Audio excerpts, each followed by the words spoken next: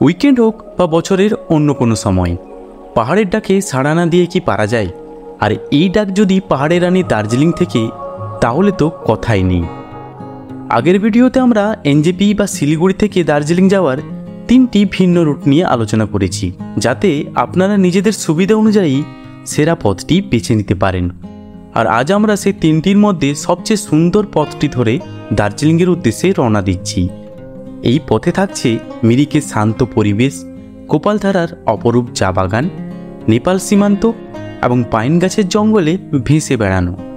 আর দেরি কেন, চলুন শুরু করা যাক আমাদের আজকের অ্যাডভেঞ্চার। আমাদের যাত্রা শুরু হচ্ছে শিলিগুড়ি বাসস্ট্যান্ড থেকে।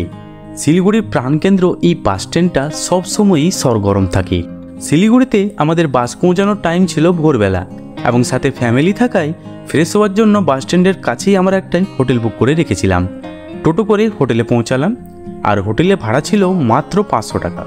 আপনাদেরও যদি এই ধরনের সুবিধার প্রয়োজন মনে হয়, তবে স্ক্রিন এবং ডেসক্রিপশনে হোটেলের নম্বর দিয়ে দিলাম, আপনারা চাইলে সেখান থেকে ফোন করে বুক করে নিতে পারেন। হোটেল থেকে আমরা দার্জিলিংয়ের উদ্দেশ্যে রওনা দিই। প্রায় 80 থেকে 90 কিলোমিটার পথ।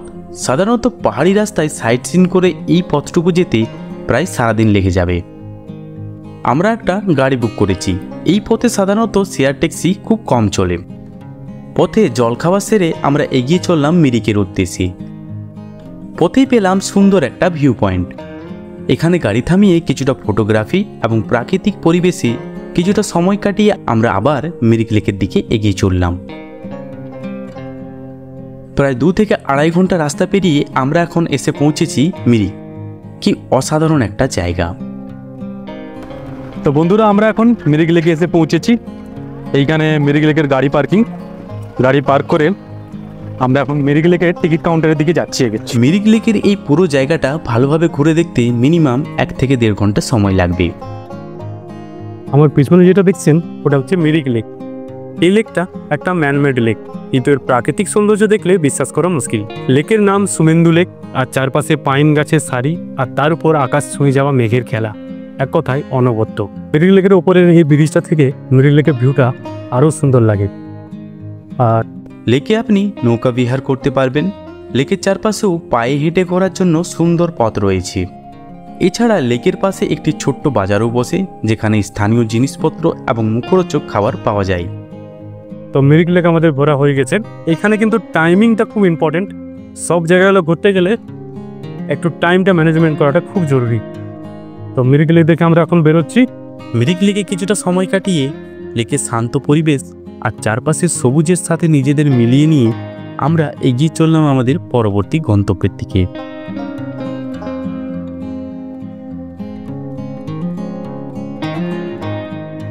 তো আমরা এখন পৌঁছে গেছি গোপালধারা টি এস্টেটে। আমাদের মিরিক লেকের পর এইখানে হচ্ছে নেক্সট সাইট সিনের ডেস্টিনেশন। আমরা ধীরে ধীরে গোপালধারা টি এস্টেটের ভেতরে ঢুকবো। খুব সুন্দর নাকি দেখতে জায়গাটা। আমাদের পুরো ট্যুর প্ল্যানটা আপনাদের সাথে আমি অলরেডি ডেসক্রিপশনে শেয়ার করে দেবো।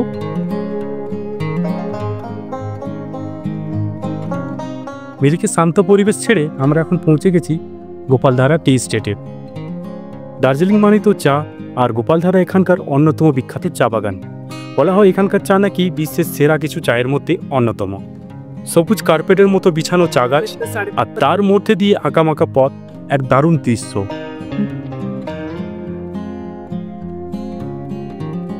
বন্ধুরা দেখুন কি সুন্দর সবুজের সমারোহ। চা গাছগুলো যেন এক শিল্পীর হাতে আঁকা ছবি। এখানে আপনারা চা বাগানের ভেতরে হেঁটে বেড়াতে পারবেন, আর যদি অনুমতি থাকে তাহলে চা ফ্যাক্টরিও দেখতে পারবেন। পাহাড়ের ঢালে যতদূর চোখ যায় শুধু সবুজ আর সবুজ। রোদ আর মেঘের লোকচুরিতে এই চা বাগানের সৌন্দর্য যেন আরও বেড়ে গেছে। গোপালধারা শুধু তার সৌন্দর্যের জন্য বিখ্যাত নয়, এই চা বাগানের চা বিশ্বজুড়ে উচ্চমানের জন্য পরিচিত। আমরা এখানে বিখ্যাত চা টেস্ট করলাম। চায়ের প্রতিটি চুমুকে যেন পাহাড়ের সতেজতা মিশে আছে। সাথে স্থানীয় হোটেলে লাঞ্চ সেরে আমরা বেরিয়ে পড়লাম নেক্সট গন্তব্যে। কিছুক্ষণ ট্রাভেল করার পরে আমরা পৌঁছে গেছিলাম নেপাল সীমান্তে। দুই দেশের সীমান্ত যে এত কাছাকাছি এবং উন্মুক্ত হতে পারে সেটা এখানে না এলে বুঝতে পারতাম না। ভারতীয় নাগরিক হিসাবে আপনি কোনো পাসপোর্ট বা ভিসা ছাড়াই এই সীমান্ত পেরিয়ে নেপালে প্রবেশ করতে পারবেন। নেপালে প্রবেশের জন্য আপনার পরিচয়পত্র, আধার বা ভোটার কার্ড অবশ্যই সঙ্গে রাখবেন। আপনারা চাইলেই নেপাল বর্ডার ক্রস করে পশুপতি মন্দির এবং পশুপতি মার্কেট ঘুরে আসতে পারেন।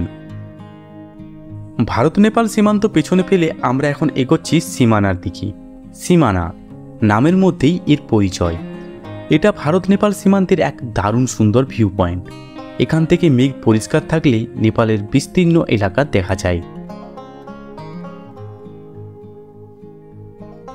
বেলা শেষে আমরা পৌঁছালাম পাইন গাছের জঙ্গলে।